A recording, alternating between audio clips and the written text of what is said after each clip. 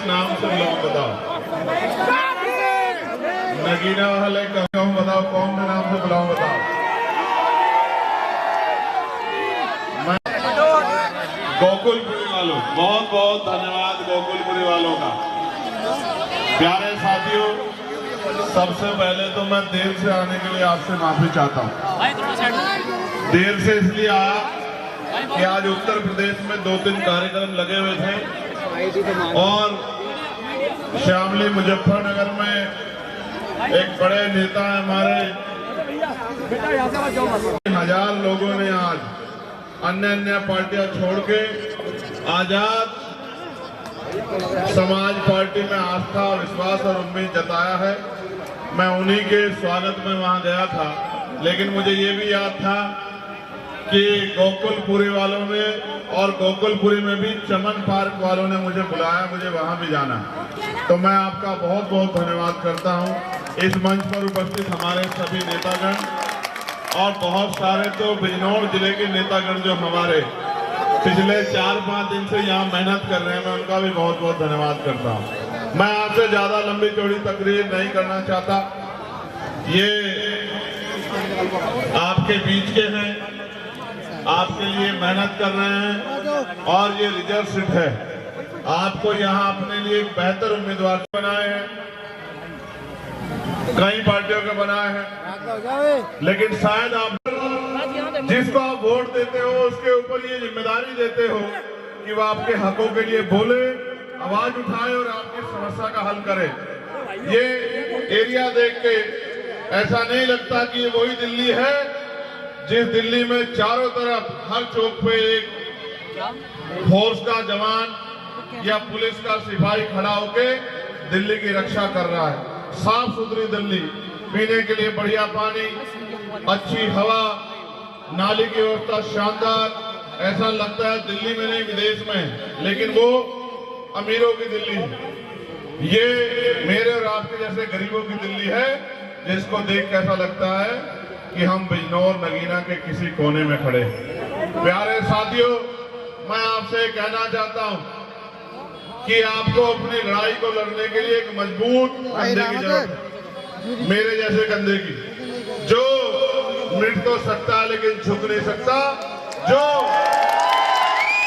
कितना भी जालिम क्यों ना हो सामने, उसके सामने रुक नहीं सकता, झुक नहीं सकता, थक नहीं सकता, और जब तक लड़ाई को अंजाम तक ना पहुंचा दे तब तक चैन से सो नहीं सकता। ऐसे सिपाही की आपको जरूरत है। मैं आपको विश्वास से कहता हूं कि अरविंद कुमार जी के पीछे मैं, हमारी पार्टी, हमारे संगठन का एक आदमी खड़ा है। अगर आपने भाई अरविंद जी को आशीर्वाद दिया, उनके हाथों को मजबूत किया, इससे पहले मैं ये भी कहूंगा कि आप 100 रुपए का सामान खरीदोगे तो सामान को 4-5 बार पलट कर देखोगे कि ये सामान खराब तो नहीं है, ये सामान एक्सपायर तो नहीं हो गया है, ये सामान जितना ले रहा हूं उतना पूरा है या नहीं है।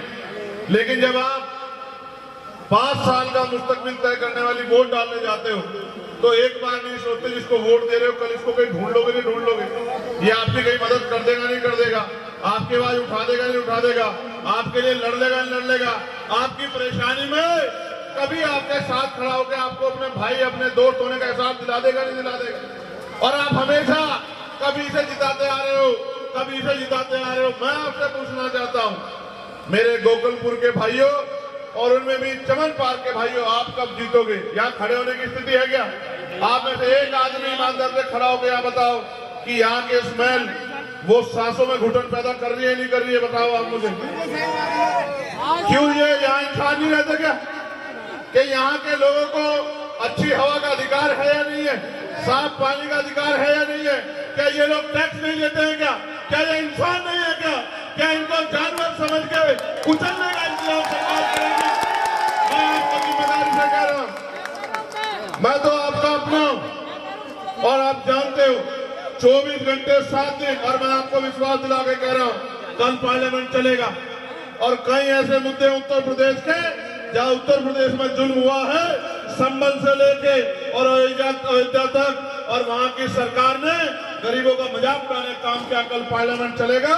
मैं आपको आज कह के जा रहा हूं सुबह से लेके और जब तक हाउस चलेगा आपको यही सुनाई देगा कि सरकार से सवाल पूछे जा रहे हैं और सरकार को जवाब देना पड़ रहा है। चुप्पी नहीं होगी पार्लियामेंट में। कल मैं आपसे जवाब देता, आपने मुझे वोट दिए, मैं जानता था जो जिनकी वोट वहां नहीं है वो यहाँ प्रार्थना दुआ कर रहे थे, फोन करके कह रहे थे नगीना में, नेटौर में, नूरपुर में, धामपुर में, किरतपुर में, नजीबाबाद में, शेरकोट में खड़े होकर यहाँ से फोन करके कह रहे थे कि चंद्रशेखर हमारा भाई है, उसको वोट देना। मैं इस कष्ट को उतारूंगा, मगर मैं आपसे कहना चाहता हूँ जो बात मैं कह रहा था, आप वोट देते और भूल जाते हो। ये वोट हमारा हथियार है, इसके अलावा क्या हथियार है हमारे पास? ये वोट हमारा हथियार है। इस हथियार का प्रयोग अगर जज्बाती होके किसी की बातों में आके या किसी को हराने के लिए कर दोगे तो फिर आपकी तरक्की किसी भी कीमत पे सुनिश्चित नहीं हो सकती। जब तक आपका एमएलए विधानसभा में जाके आपकी सड़कों के लिए, बिजली के लिए, पानी के लिए, स्कूल के लिए, कॉलेज के लिए, यूनिवर्सिटी के लिए, अस्पताल के लिए, गंदगी के लिए, निकासी की परेशानी के लिए, रोजगार के लिए नहीं बोलेगा, सरकार आपको नहीं सुनेगी। और मैं आपको कहना चाहता हूं आने वाला समय और खतरनाक है। जिस तरह पिछली सरकार में चिन्हित कर करके गरीबों, किसानों, मजलूमों, दलितों, पिछड़ों, मुसलमानों की बस्तियों को ये कह के हटाया गया कि यहाँ बुलडोजर चलेगा क्योंकि ये अवैध बस्ती है जहाँ हम 50-50 साल से रह रहे हैं, जहाँ हम 40-40 साल से रह रहे हैं, उन बस्तियों से निकालने का इंतजाम और उसकी रणनीति जो सरकारों ने बनाई है।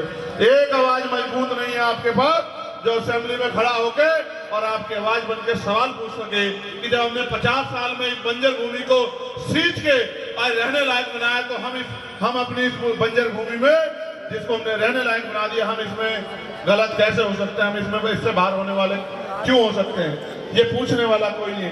इसलिए मैं आपसे अपील करके कहना चाहता हूँ कि उधर तो दूसरी तरफ मैं देख आया था, मैं उस दिन गया था गुरु रविदास जी के गुरुघर, उनकी कमेटी यहाँ बैठी है, उन्होंने तो मन पक्का कर लिया। अब आपकी बारी, आपको जिम्मेदारी देने आया हूं। एक मौका आप भाई अरविंद जी को दो, जहां आपको जरूरत पड़ेगी 24 घंटे 7 दिन चंद्रशेखर आजाद आपकी सेवा के लिए खड़ा रहेगा। इस बात का मैं आपको विश्वास दिलाता हूं। बहुत दूर नहीं है, हम लोग तो अगर सो जाते हैं तो नगीना पहुंच जाते हैं, यहाँ हाईवे चढ़ते सो जाते हैं, नगीना पहुंच जाते हैं 3-3.5 घंटे में। और ये नगीना के लोग यहाँ इसलिए घूम रहे हैं, ये इसलिए घूम रहे हैं क्योंकि ये चाहते हैं कि हमारी शक्ति बननी चाहिए और हमारी ऐसी मजबूत आवाज बननी चाहिए जो समय समय पे हमारी लड़ाई को मजबूत करे। मैं जिन साथियों ने ये प्रोग्राम कराया है, ये कुछ ज्वाइनिंग भी है, ये हमारे नेता सलीम अंसारी साहब बड़े कागज लाते हैं, जब भी लाते हैं, असलम अंसारी साहब, दिलशाद अंसारी जी दूसरे, तनवीर अंसारी, इंफार अंसारी, अरशद अंसारी, इमरान मुल्ला जी, इमरान अंसारी जी, जाहिद अंसारी जी, तारिक अंसारी, नदीम अंसारी, अयूब अंसारी, सारे नहीं आगे क्या, सानिब अंसारी, रिजवान अली, साइद अंसारी, शोएब अंसारी, अनीस अंसारी, मोहम्मद अली अंसारी, मोहम्मद मुंसाद, सलीम शेख, गुफरान अंसारी, इरफान अंसारी, रियासत भाई अंसारी,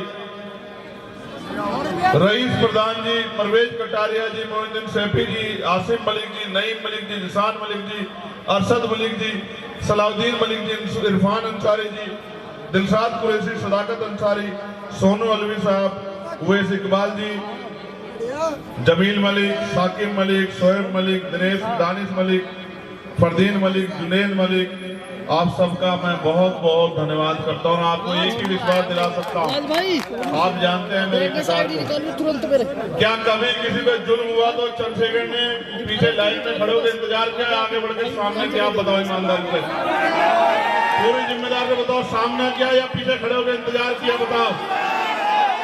तो फिर एक मदद मेरी कर देना, मैं जानता हूँ और हम तरीका भी जानते हैं, आप भी जानते हो कि हमारी जड़ें इतनी मजबूत है कि हम रात रात में बहुत कुछ बदल सकते हैं। जब जानते हो नहीं जानते हो, तो यहाँ मैं आपको जिम्मेदारी के तौर पे कह रहा हूँ, फोन उठाओ, जेब में देखो, निकालो, निकलेगा, देखो जेब में डालो, जेब में हाथ है, फोन, इस फोन में नंबर होंगे नहीं होंगे गोकुलपुरी के, एक फोन भाई 8 घंटे हम लोग अपना घर चलाने के लिए मेहनत करते नहीं करते हैं? इज्जत की जिंदगी जीने के लिए, अधिकार के साथ जिंदगी जीने के लिए, अपनी लड़ाई लड़ने के लिए, 5 साल के लिए अपना भविष्य तय करने के लिए, क्या हम आने वाले 2-3 दिन निशान क्या है? निशान नहीं, ये केतली कहाँ है? वो केतली दिखाओ। ये केतली है ना, सारी सरकार देख ली, अब की बात देख ली। ये केतली नहीं, अलादीन का चिराग है। क्या है देखो, ये बताओ। हमने मोदी जी से केतली छीन ली है। अब जब केतली नहीं होगी तो चाय पिला के जनता का बेवकूफ भी नहीं बना पाएंगे। ठीक है, अभी केतली छीनी, आगे चाय वाला कारोबार भी खत्म कर देंगे। ठीक है, फिर ये काम भी हम पे ही रहेगा, तो जनता का नुकसान भी नहीं कर पाएंगे। एक बात और कह दी, सुनो, ये भाजपा के लोग कह रहे हैं 500 रुपए का सिलेंडर देंगे, कह रहे नहीं कह रहे? और ये कह रहे हैं कि भाई हम 2500 रुपए महिलाओं को भी देंगे, कह रहे हैं ना। मैंने इनसे भी पूछा, नहीं अभी की सुन लो, छोड़ दो पुरानी। मैंने इनसे पूछा, भाई उत्तर प्रदेश की जनता ने तो आपकी सरकार बना रखी, उनको दे दो 500 का सिलेंडर, वहां की महिलाओं को दे दो 2500 रुपए, हरियाणा वालों ने अभी ताजी बनाई, उनको दे दो, उत्तराखंड वालों को दे दो, मध्य प्रदेश राजस्थान वालों को दे दो। इनको देना कुछ नहीं है, इनका बस चले तो ये हमारी रोजी रोटी भी बंद कर दे और ये हमारे सांस लेने का अधिकार भी छीन ले।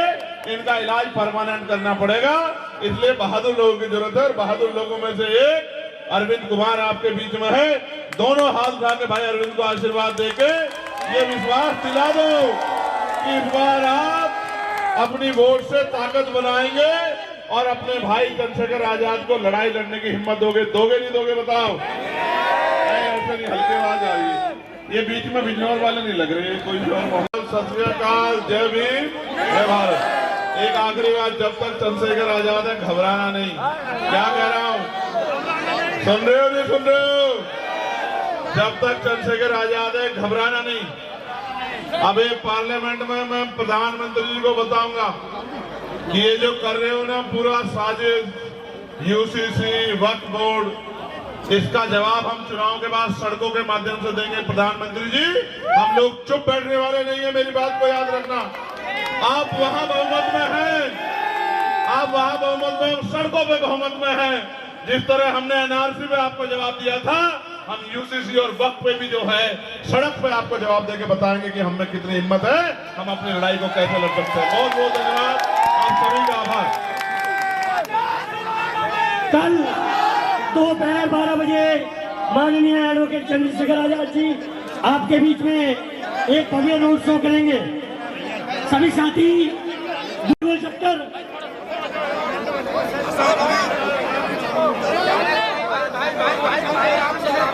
कार्यक्रम अभी खत्म नहीं हुआ है।